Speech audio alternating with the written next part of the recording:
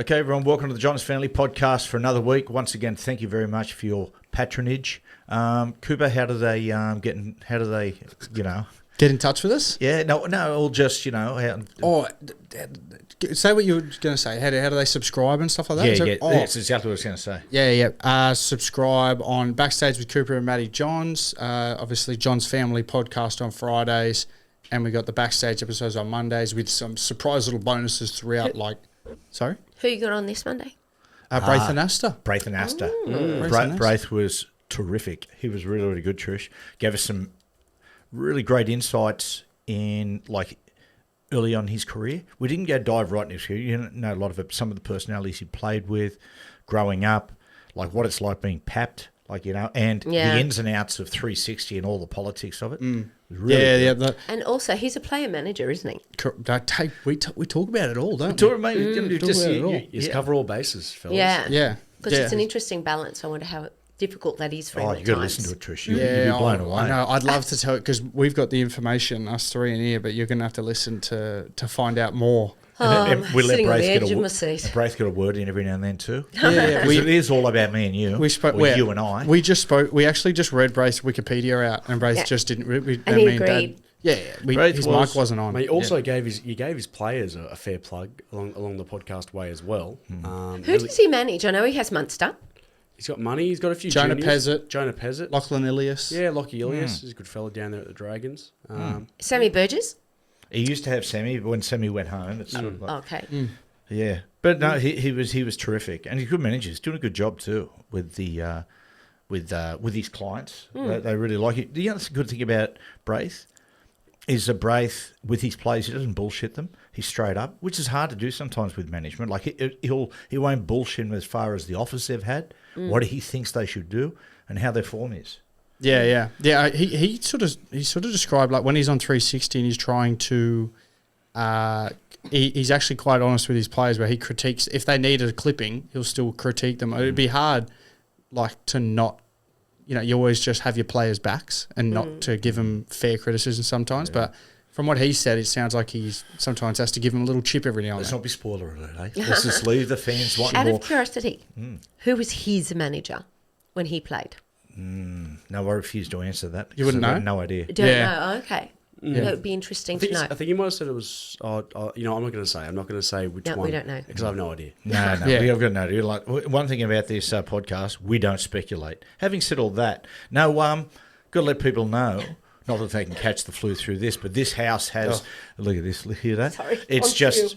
There's been a lurgy just completely go through. There she goes. Yuck. There she blows. Sorry. There's been a lurgy just go through the house. I shook it off early, but... you had it before we went away. You got very sick. Yeah. I was patient zero. Yeah, I'm the only one who hasn't dropped yet. And you have the constitution of a Mallee bull, Cooper. Sorry? Constitution? What does that mean? You your makeup. Paper? You're very... A piece of paper in America. And myself, I have a constitution of a... Flea. Ant. Yeah. Oh, so you mean my I get immune everything. system? You've got a great immune system. Which is bizarre because I put my body through the absolute ringer. I've been steering clear of Jack because I had a big weekend and Jack got really sick and I thought if I catch something here, it might be the end of me. I was going to say, I reckon you left your lurg in the bottom of a pint glass. Yeah, but you know what? I'm blaming the Cronulla Sharks because I shared a cabin with them on the plane home. Yeah. And don't they all have influenza A? Yeah, 10 of them. Yeah, they had the bye because a lot of them were really crook when they got back from Vegas. Influenza A is coming back around. Yeah. Is influenza A just normal? It's a flu. Once again, let's not There's speculate. an A and a B, and I'm not sure which one's And wrong. who managed Braith? Because I believe they had influenza A. Well, actually, they discovered influenza A who managed Braith. Yeah. I saw the stuff with Nico and Katy Perry where they met. Yeah, wasn't that awkward? Yeah, it was kind of weird. What was that about? Katie 180 was doing radio in Vegas, and McGuinness. Kale Ero and Nico were in the studio with a Sharks jersey and presented it to her, a signed one. But how the radio host handled it, it was very awkward. It was just very. They kind of So it was a Vegas radio station. It's like an LA sort of one, but it was American. But they tried to make it kind of. like sexual in a way. If you know, It was don't you reckon? strange. Oh, really? Like in, that would, in fairness, Nico and Ira, they're good looking dudes. they're good looking. Yeah, cats. they are. So like, you know, Yeah. But it was very sexual. We got these NRL players that come over here. Here they come. Wow, Yeah. they're so hot. Yeah, Was it a girl announcer? Yeah, and they were just like, look at their legs. I love legs, and like Nico and that are just kind of like. Well, they're wearing undies. No, they're just wearing like their polo and shorts. Jesus Christ, they're not models. Not animals. Yeah. Although Nico, Can't help yourselves, can you? yeah, seriously, get out of the gutter. Now, you animal. if you were a... She says that she's got her second thunder from down under hat on. Word. Word. Are you checking your phone? Oh, It dinged. no. Are you about to it check just dinged. It just dinged. It's okay. mate, lot of good feedback on your watch lately too, Cobber. People Oh, have been. they I've love had it. people, The people messaging actually, in. Yeah, they've been messaging in about on air on all your Fox shows. They actually hear it, so they message us on the backstage. Oh, the ding ding. Yeah, they 20 minutes in this back, guys. Yeah. Everyone, yeah. What is it? Why does it ding? Every hour on the hour, we it can't. dings. We don't know how to get rid of it. don't know. I don't want to get rid of Anyone it. from Adidas? Please It let us is one of the know. hardest watches to like get a hold of. It's like this old school Adidas watch. It's a digital, Yeah, this $200 watch we got for Dad, and it is. which he loves more than anything. I'll stop talking. Yeah, all good, Trish. And it is the most complicated thing to get a hold of. I don't know. It's like rocket science trying to manipulate. Do you need me to have a look at it? It's simple, but it's difficult. Yeah, correct. We just saw a little bit of Jake the Muss in Jack there. Oh. Very, Jesus Christ. Really shit myself. Okay, guys, if you were a performance from a team or a player in round one in the NRL, who would you be? Which would you be? Trish? I'm Pappy. Oh, little Pappy Pappenhouse and some of those beautiful breakthroughs on the weekend. It was a pleasure to watch. I had you as the Tigers. I didn't give you an option to tell me Because on who this I'd want to be. podcast, the listeners are just urging for you to do well. But you're just not nailing it, babe. Come weekend, lift for us this weekend. Actually, Yeah. my people are like, they're not happy. They think that you're dominating and that I'm not getting enough airtime. Oh, well, Who let's said fix that? That's some people. Yeah. Really? Two people. Oh, Yeah. Sisters. Did you have one, Jack? Nah, I had you know who I was really impressed by on the weekend? Terrell May. Oh, he was good, Terrell. Big in a losing minutes. side. Big So, minutes. so you're Terrell May. Yeah. Thanks. Yeah, like I just said. Good minutes, and he played really well for his first game for the Tigers. I liked it. I had you as the Dolphins. Thought you're a little conservative. Just got to lift and extend yourself a little bit, son. Word. What are you, Cooper? It's funny. I actually had you as the Sharks because they didn't play on the weekend. Oh, Yeah. missing in action. Absent, like most of our childhood, Dad. Yeah. Yeah, because you're Let's out there talk too about busy that. with your shit Channel 7 show. With Coaching your Cooper Cronk and all your, all your other kids, Cooper Crong, I'll look after him more than I look after my own kids. Maybe if you put more effort into That's me and true. Jack, we'd still be playing first grade. Well, Do you ever think about that? I knew from very early on, I had a great sense. I've got great instincts that you guys are going to be a disappointment. So it's okay. You've extended it. just good instincts. Perfect. Thanks for that. Here you go. I had the Knights, in particular, our man Bradman Best, obviously son-in-law to Jeff Fanning, another friend. Not of the quite podcast. yet. Not quite yet. Maybe soon. You never know. Love wins. But I thought because Bradman, those that watched the Knights Tigers game, he bombed about 4 tries, Braddy. So, he created outstanding opportunities. So what I had was, which was like myself, I sometimes create these amazing opportunities for myself, but at the last minute I bomb them and I blow I myself. had you as the Warriors. So capable, but so many silly mistakes.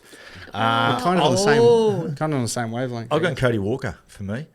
Using all his experience to deliver excellence and success to people all around him. Word. He played outstanding though, didn't he? Did they win? Yeah, they did. Yeah, they did. Trish. Yeah. They beat the Dolphins. Yeah, they beat Wayne Bennett beat the Dolphins. Yeah, against his old side, the cagey old lion. Hey, are we going to have a bit of a thing where we nominate who we think we're going to be the premiers this year? If you want to. You don't have to. No, long range Oh, prediction. geez, go on. I am. Well, I've already put my money on Melbourne. Tigers Yeah, I again. wouldn't have picked that. Yeah, on the Storm. And after the weekend's performance, I'm pretty happy with my pick. Wow, that's a big scoop. It's a big one, mate. So you picked the favourites. No, I know, but even before I realised they were favourites, you know why I picked them? Because they have the best squad this year. Best They legs. do have a great squad. Or they're the favourites going into the comp, maybe. No, because they lost a grand final last year. And Word. historically, when they do that, the next year they come back and they win it. Trish, Well done, Middo. well done, Dave Middleton, stat man. But that is true. That is true. And oftentimes you hear in rugby league, you have to lose one to win one. You learn from your mistakes. You never lose in this game, Trish. You either win or you learn. Oh, You win or you learn. And I like in the that. words of my good friend Hammy, that must make the Tigers the most educated team in the club. That's what he says. Remember, like a word of warning for Craig Bellamy. Trish, last year, her Quinella was the Knights and the Titans. Didn't quite get there. A few things didn't go their way. There was a few years of that, wasn't there? Yeah, no, I was hopeful. Yeah. I love you. You're optimistic. I don't think I said. Oh, maybe I did. Actually, what do we think about the Titans round 2? Because they had the bye round 1. We didn't get to see them. I don't know. You don't know? I had them in the top 8 last year. They are more Trials than weren't good, were they? Well, that's right. The second trial was diabolical against the. I mean, the it's so hard to tell right now. They've got a kind of squad that like you never know. They could come out and then like upset teams and stuff. But Hope so. It's a very hard comp to pick off just right now. Out of the top 4 sides, it's very hard to get a gauge. Even field. Even top 5. Like I like what the Dogs have done. I put that up in them up in that slightly bit below that very top tier group. And Manly the same. Yeah. But Manly were impressive, that 6 to 12, mate. Good luck. Yeah. Has anyone got a surprising premiership pick before we move into? I've just got the Broncos anyway. Did you have? Surprising. I'll try and go something outside of that top 4. I reckon maybe Seagulls are good, but I think they could slip into that 4 position. I think they're one of one of the better known dark horses of the comp. If I told you at the start of the year, it would have been the Wars, but their round 1 was pretty poor. Their halves are a worry. But yeah, I couldn't tell. I think it's going to be between the Cronulla, Panthers, Manly, and the Storm. Oh, what about Canberra? Because they were impressive. Keep an eye on them. Yeah. Keep an eye on them. They were impressive. I think they're always consistent. Oh, listen, I was picking up a little something between Stevie and that. No. Who you got, Coops? Who you going to think going to win it? Look, I said the Storm from last year. I think they lost no one. They've gained Stefano and Nelson, who they didn't have in the grand final. So, look, they've got a good side. But after round 1, let me tell you something. It could end up, and I would love to see it. This would be a huge clip. The Cooper Johns Cup in the grand final. Manly Seagulls versus the Melbourne Storm. Oh, wow. They get you to, I reckon, award the Clive Churchill medal. No, they would. I'm calling, Joyce would step aside and let you do it. But I forgot the Broncos there before, but I am calling it now. I think it's going to be a replay of the 2006 grand final. Broncos Melbourne grand final. Wow. Oh, okay. I like that. Which I think would be huge. See, I think it's going to be the 2020. Can I bet on that? 2023 grand final. I think it's going to be Broncos versus Panthers. Just on Bellyache too. I really enjoyed his documentary. Yeah. Did he enjoy it, Coops? I actually texted him after I watched it yesterday. He said it was a pain in the ass having someone follow you around for a long time. And those people that don't, well, it's pretty obvious from the outside looking in. He's quite a closed book. He's quite, not a paranoid coach, but he's never really let people into the inner sanctum. Like if you're a player in there and you get a tip sheet or all the messaging in the sheds, people aren't really allowed into the sheds to see the messaging and stuff that we'd come up with at the start of the year for our season. So he's quite a closed book, and he didn't give too much of that stuff away in the documentary. But I was surprised, Jack, when they let him into the dojo, showing the wrestling, and that surprised me. There were certain elements really surprised me. I only watched bits and pieces of the first episode, but the thing that took me by surprise was how clear and how short his messaging was at halftime and before the game. I watched that. I think that's something that it sort of shocked me. I thought he would have been. I've been coached by a few coaches that have been coached by him, and they usually take that time to really deliver their message over the course of 5 or 10 minutes.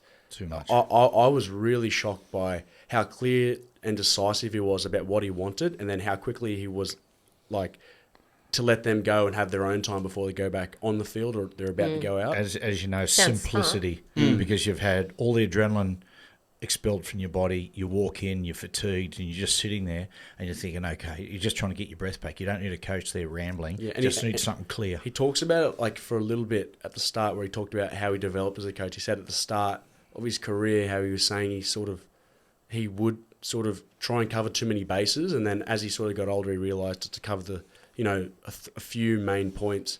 But I thought even when Josh King, my old teammate Kingy, who I had at Newcastle and then went to Melbourne, the way Kingy spoke about him, he almost says a similar thing, how just, it's clear messaging, and it's not always in great detail. It's more about, his effort areas. Like a player like Kingy, he's all effort. That's the thing, Bellyache. When they identify a player and they go and get him, they're getting him for a reason. So I like when Kingy just said, all I got to worry about is my role. Simple as that. Kingy, this is what I need from you. Don't extend out of that. That's what I need from you. And it just lets him micro-focus on that.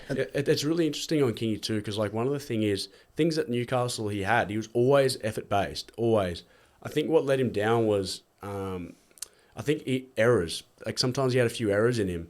But as soon as he went down to Melbourne, now whether it's the system they do pre-Christmas where they get more reps in them or whatever it is, mate, his error rate is like it's a perfect picture book there down there in Melbourne. It'd be fitter. But the other thing too is when you don't micro-focus, meaning that is my job, when your focus is spread too much, that's when errors oftentimes come in. When you try to step outside the boundaries of what your strengths are, that brings Work errors. on your specialties. Yeah, I love the bonds he has with the players, like the fact that he's a hard taskmaster, but there's no mind games, and it says a lot that guys like Eli Katoa, like young guys who've just come into the squad, can take the piss out of him. Yeah, like it was coming through, the baggage terminal, and they took his bag come out first, and they took it and hit it, and he was just standing trying.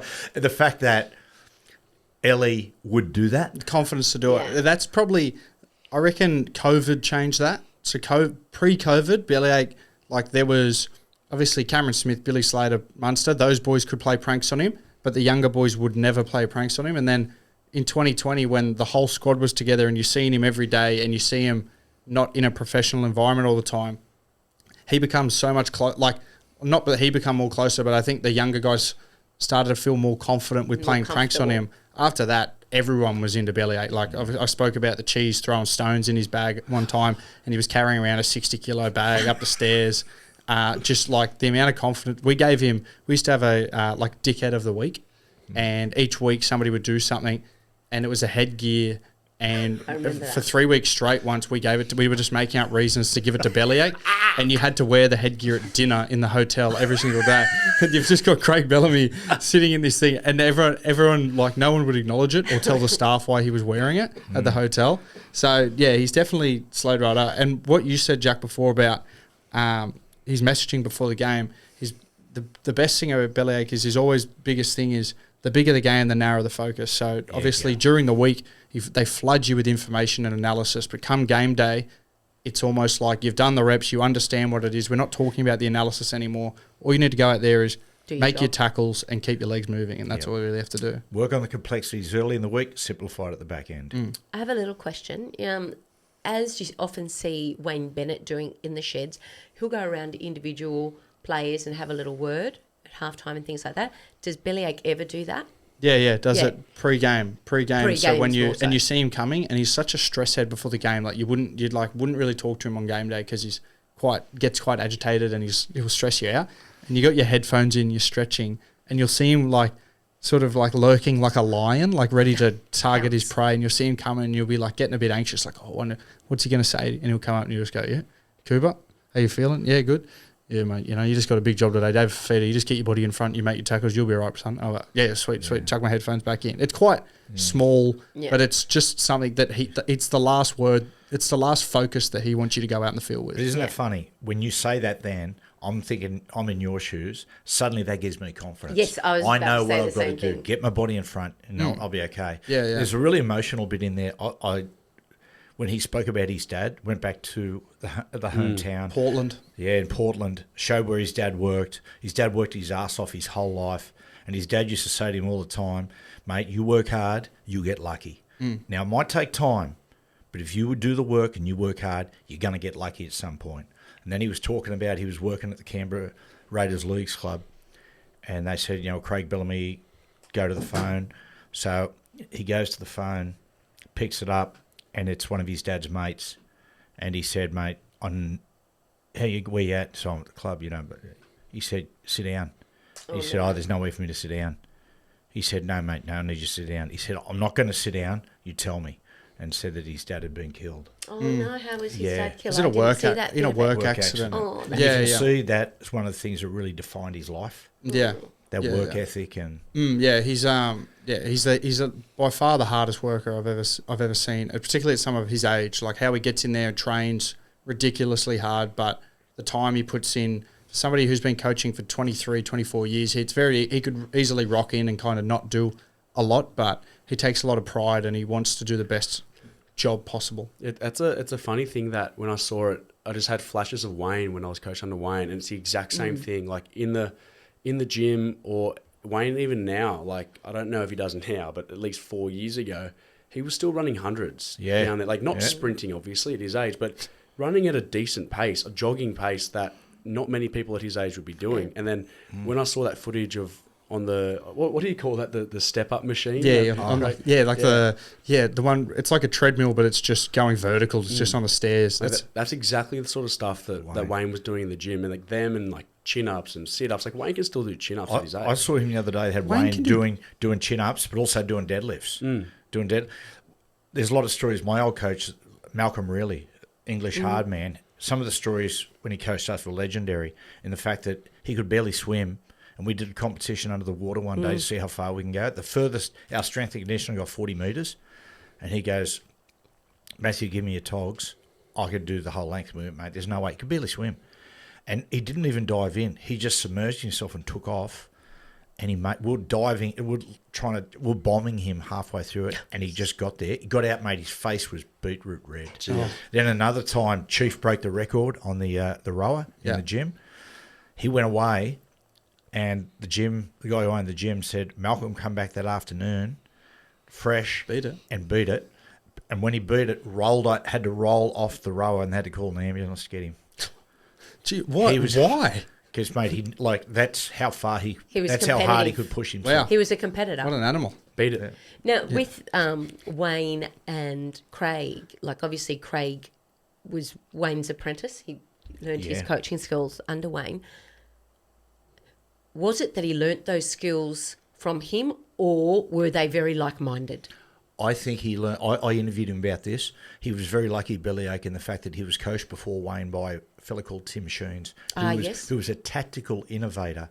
And then he went as assistant coach to Wayne and strength conditioner under Wayne and learned about the man management. Okay. And you sprinkle that with the influences of his dad. Just while we're on the emotional stuff, I heard something through the week, which I thought was very, very emotional. And you occasionally hear like really emotional things like this, and you go, mate, there's something out there. And it was about this young Gold Coast surfer, and I don't know if it was this week or a little while ago, massive swell. Anyway, he went in, walked past a second-hand store, and there was a big wave board, a rhino chaser there, for $20. It was all brown and everything. He went, oh, that'll do. Took it, went out surfing on this $20 surfboard, right? Massive swell, paddles out, there's people everywhere, and Mick Fanning's out there. Anyway, he's just sitting there for ages waiting for a wave, and Mick notices this young bloke hasn't got a wave. So this big swell comes, and he goes, boys, everyone off. It's yours to this young bloke. And he paddles in, gets the wave of his life, like huge wave, gets a tube, comes out, and he's just buzzing. He paddles out the back, and Mick Fanning goes, mate, congratulations, how good's that? Then Mick looks down at the board and goes, oh, no. Where'd you get that board from? He said, oh, my second-hand store. It only cost $20. He said, flip it over. Flipped it over. His brother Ed, who'd died in a car accident years before, it was his old surfboard. Oh, what? Really? Yeah. That's pretty crazy. Yeah. Have you got goosebumps? Yeah. It's a bit like Tommy Berry's story. Remember Tommy? Because his twin brother died in an accident. In Hong Kong? Yeah, it was. No, in Singapore. It wasn't a riding accident. No, he was unwell. Yeah, he was unwell. And Tommy said that his brother was just obsessed with butterflies, and particularly this type of butterfly, was like white butterfly. And Tommy, I think it was racing in Hong Kong somewhere overseas, and he's in the jockey room. And this white butterfly come into the jockey room. Which is unusual. And he's going, mate, what's going on here? Went in the horse, as he's going into the barriers, the white butterfly was in front of his face. He said he was on a horse that was about 25 to 1 and that. He goes, I just knew I was going to win and won. That's when you go, man. Look, while we're on we got a rundown, but while we're freestyling, has anyone ever had any of those spooky encounters? Like, there's a lot of people who have passed away in our lives. Have you ever had any? Remember the time remember the one the U2 concert? There's the U2. Yeah, there's the U2 concert. But there was also the one where when we were living in England not long after my sister had passed, and I was just falling asleep and I saw my sister who I thought holding Cooper, and I freaked out. I was screaming through the house, no, don't take him. getting upset. Sorry. It's all right. That's all right. Yeah, darling, that's all right. You finish the story. Come on, you're all right. Let's go good on TikTok, darling. Shut up. and then I ran to Cooper's room and he was just sleeping. And then I realised that she was showing me she was with our brother that had passed that looked like Cooper. Oh, wow. And he Frankie. died around just before his second birthday. Yeah, wow. So she showed me that she was with him. Yeah, and you dreamt that. I didn't dream it. Oh, I you was just saw going it? to sleep and I saw it. I find it so... On a lighter note, one night we went to a U2 concert. There goes Dad's watch. And Beautiful Day started playing, and Trisha's sister Rosie, who passed away, it was her Favourite song? We had a song, yeah. Yeah, like that we was were in her the car song. when she was going to treatment. It was a song we'd And listened to. Trish goes, "Oh my God, I just had a breeze on my ear. It was blowing The back of my against my neck. back of my neck. I could feel it." And we turned around, and there was literally a guy behind Trish blowing her. Swear your life. He didn't admit it then. I sort of then I started watching him a little bit and I said, "Excuse me, this is really important." I said, "I don't care if you did it, but I just need to know. Did you blow on my neck?" And he looked over at Brian and Matt, who were sitting there with their shirts off. Yeah, that's what winners do. Not in, Manchester, Dome. And he goes, "Oh, yeah, but don't tell your boyfriend." Oh, Boyfriend. his husband. Yeah. Oh, that's funny. But thanks for sharing that story as well, Trish, by the way. I know we don't get very serious on this podcast very often, and the first half an hour of this podcast, we've been quite serious, and I like it's good. I like it. It's good for the audience. I think we're an inside podcast. We're letting people inside the family, and I like that you shared that. So thank you, Patricia. You enjoying White Lotus, everyone? I'm loving it. Beyond, it's really hit its high point. I'm only at season 2, so I'm still catching up. Yeah. You're watching it, Jay? Yeah, this week's episode. Yeah. I watched it just last night because me and Jem waited later in the week to watch it. It is probably one of the best episodes I've seen. Yeah. I love it when people start losing their shit on the show because there's always a point with all the characters where they start losing their shit, and it's starting to happen now. But also, the characters, I think the first 4 episodes, they're not as interesting as the other seasons, but I think it's developed them enough now that shit's starting to happen, you're more invested in them. Yeah, they really took a long time in setting it all up. Yeah. And And you to see the first series and the third series starting to melt into one another. It's very, very interesting. They always start with a death, right? Because I'm only in season 2, but the season 3, not necessarily. It starts with the Someone end, died. if you like. It starts with the end. Oh, Yeah. okay. For the first couple minutes. Yeah. It's a bit of a hint, but Yeah. So first series was a cracker. Second series... Well, we didn't know what to expect the first series, so that was why it was... Well, that's what they say. Some people say the best way to tell a story is you start at the end and then you go back to the start with minor flashbacks, and then you finish back at the point where you started. There's always a headline. I think I don't know if it's a marketing tactic by Mike White, who produces it all, but there's always seems to be a headline. Now, season 2, there was a horsecock incident in a hotel room in the Italy one, and there's been a similar one now. How about this? It's all over the headlines now, so I don't mind half spoiling. But there is another dick that. Full frontal. Put it this way: if you're a Harry Potter fan, it will rattle the shit out of you. Traumatise you. Yeah, you'll never look at Is it Daniel Radcliffe or something? Draco. No. You'll never look at Draco's father the same again. Oh, is he? Oh, is that who he is? Lucius Malfoy. Yeah. You're good at that, aren't you? Yeah, but I love Harry Potter. I watched it on the plane there and the plane back. It's an unusual looking dick. It's an I unusual... thought it was an impressive looking dick. It's sort of fat. It was fat through the centre and then goes... Yeah, I was wondering Yeah. whether it was prosthetic. Nah. You know what? It could You have don't been. A lot think? of them are prosthetic. Yeah, I kind of feel... Because Dad, It could have been. if you're an actor, right, and you're doing a naked scene, like let's take you back to Footy Legends, and they let's take you back to Footy Legends, right? okay. And there's a scene with you and Vossi in the shower, and you're naked. Yep. You don't want to be embarrassed. No, and I you don't- probably yeah. wouldn't. But if you had a small pecker, you probably wouldn't agree to be filmed unless they put a prosthetic penis on. I'd just rub the Sofa. thumb over the top of it a few times, and then If there was a scene in Footy Legends where there would be a scrotum shown, in what instance would it be? You think? Shower. Post game as It's well. shits. It'd be me going but down as Matt- a commentator, going, "G'day boys, how you going? Congratulations on the win," and then going, "Well, would you mind if I have a shower now and jump in with them?" You're Nothing really weird good. about that. Yeah. Or Vossi goes in there to interview him and you're already in there, soaked up with the boys. Hey, here with Armdo on the sideline. Well, the No BS luncheon, we used to do at Triple M. One year, like, people used to win the prizes, couldn't buy it, they had to win it. And one year we did a tour. We took them before the lunch on a tour all around Stadium Australia. Oh, that's right. I know where this is going. And what happens is they all went down and they said, right, I know this. We're about to take you down into the dressing rooms. Right, we want you to picture this is just before a State of Origin game. And they went down there and we had a lot of players, including Hindy, who were standing there completely naked. Oh, really? Yeah, completely naked and having showers, getting ready for the game. Oh, and they just acted like it was real. Like they ignored that the people were there. Yeah, it was like that's like a museum. So Yeah, they was acting like that's they're a right. museum, like a visual museum. Yeah. That's very good. Remember that show Futurama? Yeah. Back in the day? Yeah. They'd always have these live museums where shit like that would happen all the time, where people are just like, they're actors, but it's like a live. It's like a hologram almost. Well, it's like Night at the Museum, right? With Ben Stiller, one of my favourite movies of all time. Wonderful. And you're in there, and then it hits midnight, and all of a sudden the animals and the architecture and everything comes to life. Robin Williams, rest in peace, old mate. Robin Williams, yeah, he was obviously Teddy Roosevelt in it. Sacagawea was in Mate, it. he's killing it with Severance at the moment. We just had your man Jack Howarth on the phone before, and he was giving me because Ben Stiller produces. He's the creator of Severance. Yeah, yeah. And it's a show. It's going great. So Mondays I've got busy. White Lotus, Fridays Severance. There's too much. Maths. We're Maths eating will- good. yeah. We're eating good in 2025. Producing the potty. Like, where do you get the time, brother? I don't know. I don't know. Yeah. Okay, can we just talk about the depiction of Australian tourists in Thailand in this episode? Yeah. Not favourable, I wouldn't let say. People, and like giving nothing away, but there's in this episode just gone White Lotus.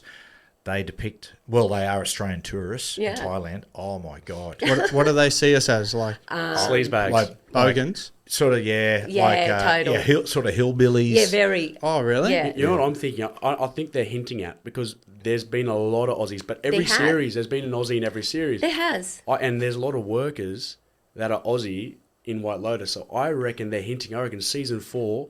I've got a feeling it's going to be in Australia. Wow. And it's going I to be. hope so. And I reckon it might be the original White Lotus. So like the first one that's a franchise. You know what I mean? Yeah. That's And what I think Hayman they're going- Island would be a good place to I do was it. thinking the same No, thing. well, they're all at the Four Seasons. So where's our Four Seasons? There's Not one up in the There's one in the Whitsundays, I don't CBD of think. Sydney. The one in Melbourne, I think. Yeah. Guys, it's time for film, fame, and vinyl. Let's do it. Let's do it now. This week, it's on the career of the great Will Ferrell. Oh, I love Will. One of our very, very favourites. Now, I've never loved a comedic actor like Will Ferrell. I think he is. I think he'll go down as one of the best of all time. The Jerry Lewis's, I'll throw them all in. However, Coop, the trailer of his new film that came out, and it's been out a couple of months ago. I watched it with the film with Reese Witherspoon. With a knife. It's the first time with Will Ferrell that I have had absolutely desire to watch the movie. Have you watched the movie? I watched it. I watched it with you. And you know what? I didn't hate it, only because it was Will Ferrell, and I was probably just. But when you look at Will Ferrell's movies, it was a turd. Like in comparison to everything else he's ever done, it wasn't good. It won't rate well at all either. Okay, because I quite liked. I mean, it was quite dark, but I liked Downhill. That one, like with the snowing with Elaine from. I didn't watch Seinfeld. it. Oh, that was a bit of a black comedy, wasn't it? I hated it. Did you, Joe? Yeah, I didn't love that. Well, either. this feeds what I'm going to ask you. Has he gone over the ledge? Has he? Because it happens all the time.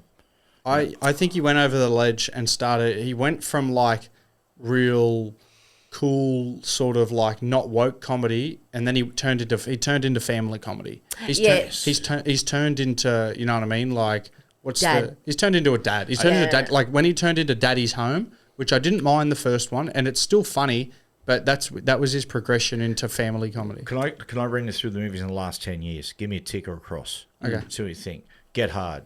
I like great That was movie. his last best one, I Yeah, reckon. tick. Have you seen Get Hard? Kevin Yeah. Hart? Yeah. That's a good one. Daddy's Home and Daddy's Home 2. Nah, two. not for me. Yeah. No.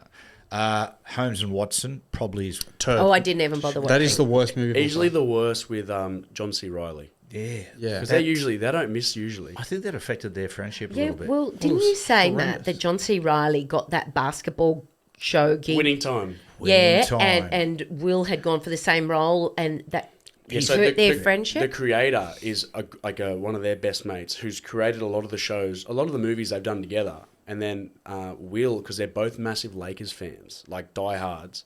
And then this role that their friend created, essentially, he had to pick one or the other, and he said John was a better pick, and I think Will took it pretty hard. Yeah, he did. Yeah. Might have. Okay, there's a couple to get. The House. I Which like the one's house. the house? It's like him and his wife. They start a illegal gambling ring out of their house. Oh, I think I began to I watch liked didn't it. bother Yeah, I finishing. actually on enjoyed and it. off with that one, yeah. Eurovision Song Contest. I forget what it was called. I liked that. I loved it. Yeah, I liked that I one. hated it. I thought it was too over the top. I found it funny in parts just Yeah. because of how silly it is, but it's a Yes. turd overall. Zoolander 2 is a turd for me. Yeah. Yeah, Zoolander 2 is horrendous. I'm actually that big a fan of his role in the first one anyway. Yeah, right. I don't Yeah. think the guy with the piano, Muga- the what? Mugatu. Mugatu with the Yeah. piano. Oh, yeah. Piano key. Which also, they named a horse after it, Mugatu, who was an excellent racehorse as well. Yeah, yes, it did. Yeah, yeah. Sorry. Because I've got to say, his work on, they had the Saturday Night Live 50-year celebration. His skits, as far as Saturday Night Live, guys over the years, there's been Belushi, there's been Dan Aykroyd, Bill Murray. I put Will Ferrell number 1. Yeah. I put Chris Farley number 2. I just think his skits are unbelievable. I think especially the ones in the 90s or early 2000s, whenever they were, his one his skits projected him. Like even I heard David Spade and people talking about writing skits for him, and they just said you just know, and Jimmy Fallon, when you're writing a skit for Will, it would just never miss. Yeah. There was a great one. I mean, the most iconic one is More Cowbell. Yeah. With Christopher yeah. Walken. So he told a story. And he's dancing and he's got the belly out. Yeah, and Christopher Walken, Will Ferrell was telling the story recently, and Christopher Walken went up to him recently and walked just out of the blue and just went, you ruined my life. Yeah, Because everywhere he goes, people just go, more cowbell. everyone knows him for the more cowbell thing. Yeah, I've seen that. I think SNL did that for a lot of those actors where people are kind of they get absolutely hammered for one thing. You see Timothy Chalamet. I actually like what he's doing on SNL right now. So do I. I think he's a bit loose. He's a bit loosey-goosey. I didn't realise he was like that. I thought he was a bit of a straighty 180, but It's been good for him. yeah, I think it's shown the public he's got a bit of a loose side because he was probably heading down just more of just doing the same sort of roles all the time, but he shows, mate, my man's got range. He does. He's a good talented. I was just about to say he's a good talent. He's a good talent. As they're saying, right? He's a good talent. He's a good talent. Jacko, should we do a Will Ferrell blind draft? I was actually thinking about that more talent there. I was thinking we've been thinking about doing merch this year. I'm thinking that more talent thing. Geez, it's getting around a lot lately. He's good talent. He's good. Mate, he's great talent. He's great talent. Let's think about it. I worked for a producer, and this producer they asked me to do something for a show. The producer was like 22 years of age, and they went, "Oh, mate, we wouldn't mind get you to interview Martina Navratilova. She's good talent." And I said, "Brother, she's the greatest female tennis player of all time. I don't think saying she's got talent is actually respectful. Yeah, I think she should judge you, not the other way." Yeah. Yeah. No, people in TV and radio probably do that a lot. Where I heard that a lot with big names will come into the show and I go, "Wow, geez, that's pretty hectic. That's a big name." And some people go, "They're shit talent, but they're shit talent." And to be fair to their credit, they are, but they're still interesting because they're a big name. Probably it's better straight going, "Oh, mate, they don't give you anything." Yeah, Or, yeah. they're great. This will be really good. Yeah, shit talent. Blind draft, Cobber? Yeah, go on. All right. Blind draft this week, we're doing Will Ferrell movies. Yes. Okay. So, baby. The good ones, I hope. Yeah. So, Cooper, you can keep track for me if that's all right. I love keeping track. I know you do. Okay, first one. Yep. Talladega Nights.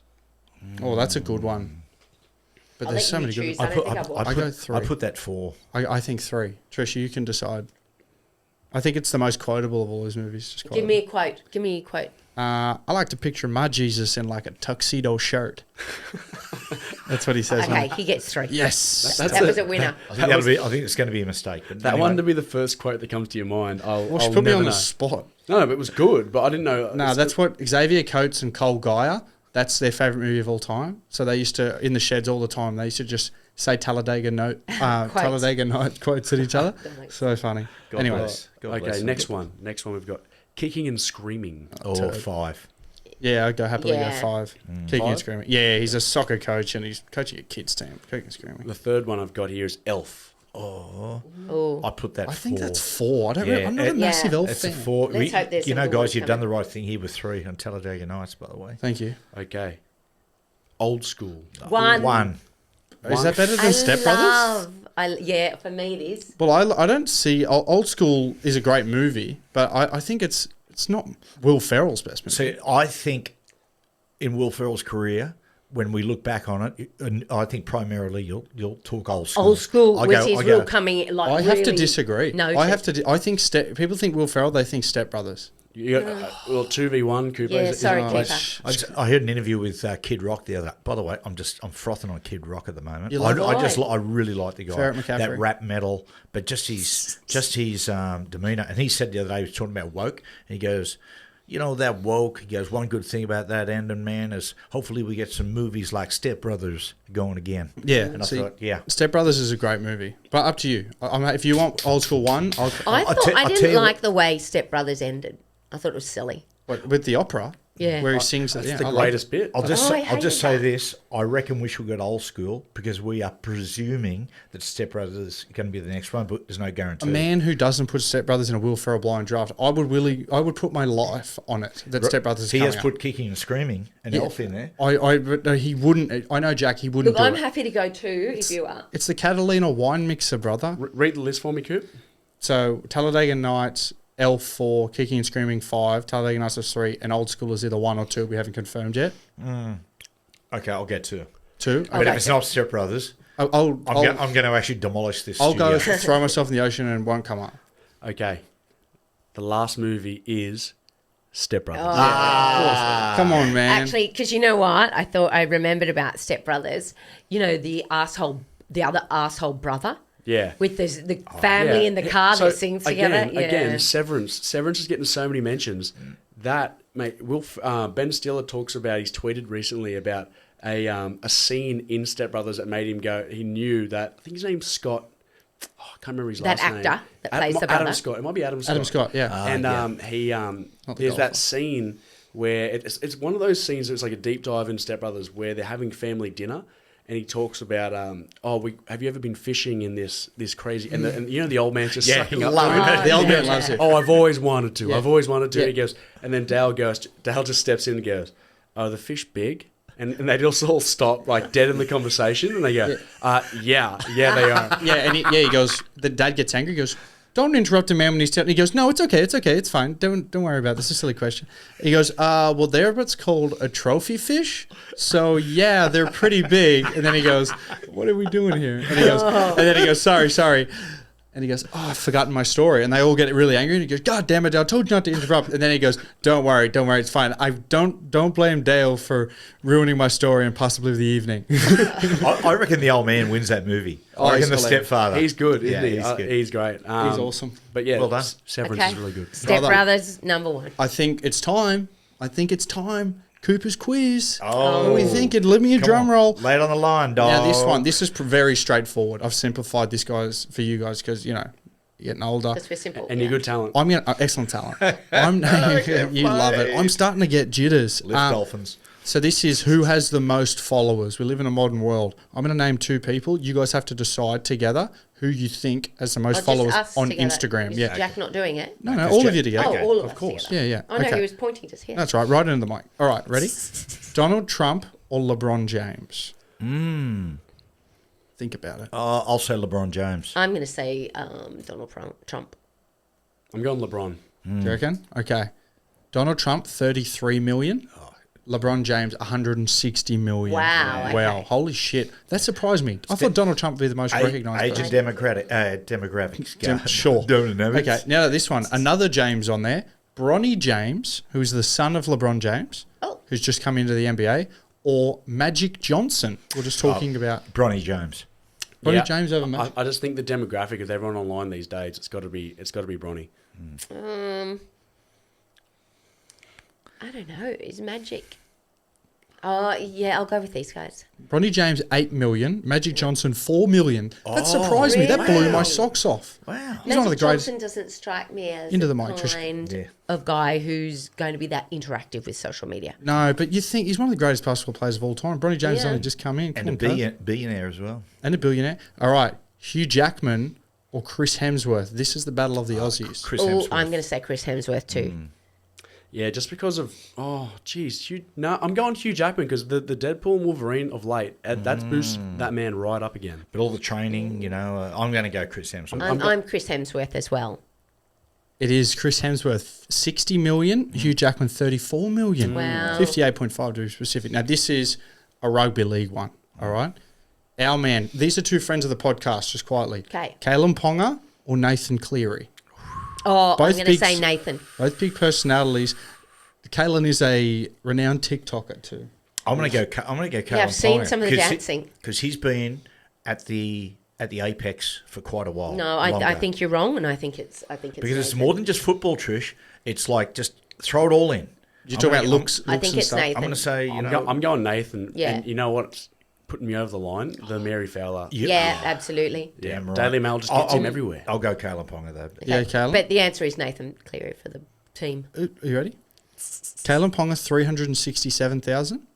Nathan Cleary, 442,000. Wow, you just get the win. Well Pretty done. tight. And I mean, and Nathan makes some good TikToks too. That one in COVID was a Was a cracker. mate. That's my Don't. favorite. What's Sean that song McDowell's called? a What's that poor song boy. called again? Blinded by the Lights. Yeah, The Weekend. Blinding Lights. I heard it the other day. Isn't it funny that it kid. hangs around for a while? Is It it- actually got into my head. Yeah. Do you know what the funny thing is? Every Every time. time I hear that, I think of that poor boy. Every time I see it, Just I see getting him copped. doing that Yeah. TikTok Yeah, dance. that poor boy. I mean, nothing's going right for him at the moment. Yes. I know. How the hell can a 26-year-old live on 1.3 million? We'll throw your bones. Yeah, but you know, at That's that time, he was only I know, 22, Yeah, Trish. we're being and he got sarcastic. hammered. We're We're being only- sarcastic. We're only joking, Trish. I We've know, all I had know, sca- but we've I all just had think- scandals. Look at me last week. Like Oh, seriously, yeah. The rest of you, I've been at the top of my game as well. Okay, now we've got a bit of feedback. Yeah, all right, right. we've got Yep. some feedback. The winner of we did a little contest last week for the Las Vegas bag, and we've the Las Vegas gift bag, and the listener who won. Thanks for everyone for playing along. The listener who won, Trent Brown. That bag's going to be going to you. We got some good merch and stuff in there, signed footy cards. So that's coming to you. Good on you, Trent. Good on you, Nice Trent. work. Well done, Trenny Blue Eyes. And what we've also got here, now this is an exciting one, all right? The family of Daily Messenger actually dropped this off earlier today. What we've got here, they've just released on... It's a beautiful on the ball. web, yeah, thank you. It's on dailymcollection.com.au. They've just released these new balls, these new footies that replicate the old leather football. They're gorgeous. There's There's one behind you I as well. love it. Yeah. So They're nice. There's the Dally M ones behind you. Yeah, beautiful. The little master Clive Churchill. So I love the colour of this one, the darker yeah, chocolate. it's very cool. They're very cool to replicate the old leather balls. Do we get to keep those? I'm pretty sure. Well, I'm locking the door. He's not coming up. Right. Yeah. So really beautiful. if you want one, get online and get them. All for Do a you good know cause. where you can get them? Yeah, dailymcollection.com.au. I just you said go, that. good They're work. perfect. Cool. Yeah, look online. So they're awesome. It's going to be great for the set, I And think. of course, Clive Churchill, a Novocastrian who was one of the, on the dais, as greatest South Sydney players of all time. And Daly Messenger doesn't need any introduction. Would play came for the Roosters, but without Daly Messenger crossing from rugby union, there might not be a rugby league. Did he come from Rugby Union? Yeah. Oh, he wow. can't. They took him across when rugby league was an emerging sport that come out of Northern England. They used to call it Northern Union back in the day, and all of a sudden an Australian side, it was emerging in Australia. They picked a side to go over and play in England against the Northern Union, and they poached Daly Messenger to come, and it just made everything changed. Wow. Wow. That's good. How good's that? I've started thinking that I might share some of the family texts with our people Oh, because sometimes I can't even believe what I get. So this week I sent Coops a text. Can you please rinse all those dishes and put them in the dishwasher this morning that you left in the sink last night? Yeah, damn. And wash those pots as well. You should have done these last night. Cooper's response, yep, disher was full and you'd filled your quota of jobs you'd asked for, so I couldn't do it. Yeah. Yeah, no, unbelievable. Yeah, it just shows you what goes Like on in this quota, house. The if- crazy imagine- stuff. Well, Like, seriously, imagine if I just said, no, sorry, my quota's done for the day. yeah. Shit And just didn't do Yeah, things.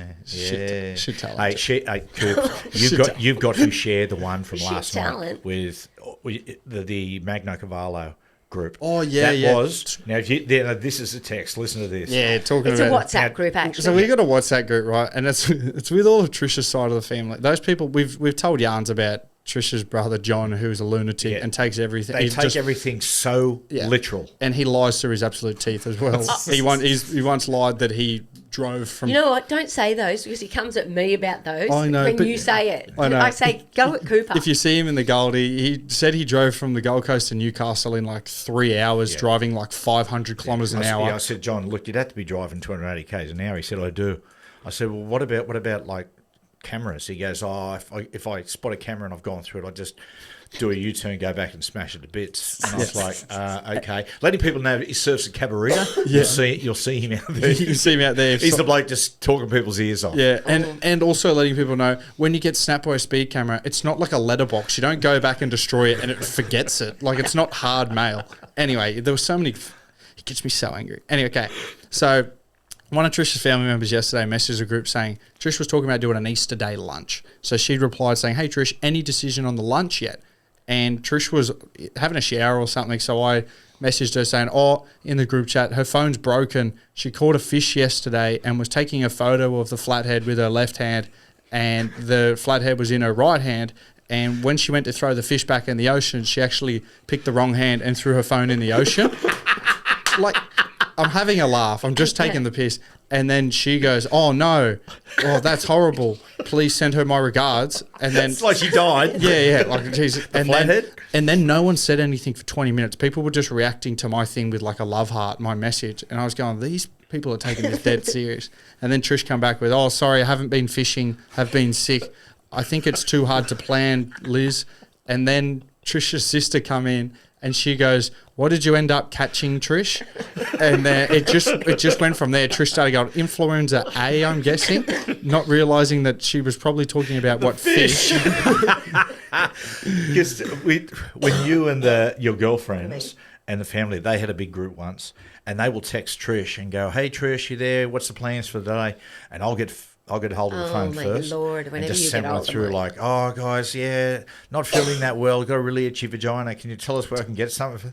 And they'll go, oh, okay, no worries. You go to the chemist and get this stuff. Oh, and man. it goes on this massive tangent, rabbit hole, and then she comes and has to explain. I've seen you do that so I many know, I times. have to continually change the passcode to my phone so he can't. Well, that's can't a have bit access. sus. Well, only when he continually bloody. Well, you shouldn't hide your passcode from your husband. I know. Well, I shouldn't. That sounds I shouldn't sus have to. me. Okay. Have we Thanks. enjoyed that today? Yeah, sure. Hang on one sec. Before we go, can I just bring up one more thing? Obviously, last week on the potty, you guys made me send Ricky Stewart a text message, which he hasn't replied to.